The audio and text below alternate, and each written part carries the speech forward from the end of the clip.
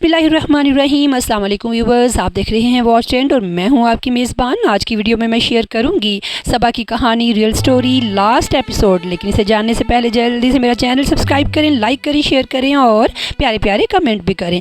तो जनाब, सबा के इदारे ने भी उसके शौहर की तरह बेवफाई ही की और इदारे के वर्कर्स ने भी फिरौनियत की इंतहा किए रखी। नतीजा ये कि सियासत के गर्म माहौल से तंग आकर सबा अपना मामला अल्लाह के सुपुर्द करती है और 20 साल सर्व करने के बाद आखिरकार रिज़ाइन कर देती है। इसी दौरान सबा की बहन, जिसके साथ वो रहती थी, अपने घर में शिफ्ट होती है और यूं एक बार फिर सबा के सर पर न छत रही और ना पाँव तले ज़मीं।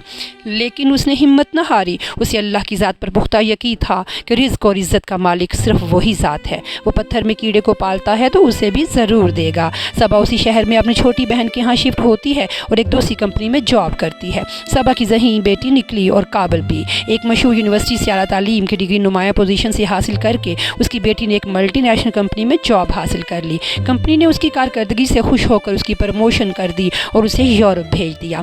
आजकल सबा अपनी बेटी के साथ यूरोप में सेटल्ड है। आखिरकार उसको उसकी मेहनत और सब्र का फल मिल ही गया। लेकिन ये कहानी यहीं ख़त्म नहीं होती, बल्कि अपने अंदर बहुत से सवालात को जन्म देती है। वो सवालात मैं हम तमाम व्यूअर्स से पूछूंगी। आप कमेंट बॉक्स में उनका जवाब ज़रूर दीजिएगा ताकि माशरे में बेहतरी लाई जा सके। सवाल नंबर 1, सबा को नाकर्दा गुनाहों की सज़ाएँ क्यों दी गईं? नंबर 2, क्या सबा को दोबारा ज़िंदगी मिलनी थी? अगर एक ही बार थी तो उसे क्यों छीनी गई? नंबर 3, सबा को ज़िंदा लाश बनाने में किसका हाथ है? उसके शौहर का, भाइयों का, हमारे माशरे के उन मर्दों का जो बेटी की माँ से शादी को तरजीह नहीं देते, या फिर उन ख्वातीन का जो अपने शौहर के दूसरे निकाह के ख़िलाफ़ हैं? नंबर 4, सबा की बेटी जिसे अपने बाप ने भी शेल्टर ना दिया, क्या सबा अपनी ज़िंदगी में उसे छोड़ सकती थी? और अगर ऐसा करती तो उस बच्ची की ज़िंदगी क्या होती?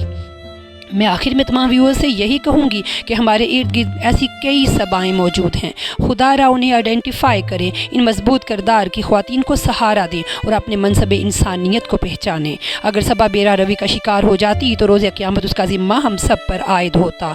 मैं हमारे माशरे की ख्वातीन से भी रिक्वेस्ट करूँगी कि इस्लामी कवानीन में अपनी मर्ज़ी दाखिल ना करें और जो मर्द हजरात अफोर्ड कर सकते हैं उन्हें बेआसरा का सहारा बनने दें ताकि माशरा बेहतरी की तरफ गामजन हो। अपना बहुत सा ख्याल रखें। मेरी अगली वीडियो तक के लिए अल्लाह हाफिज़।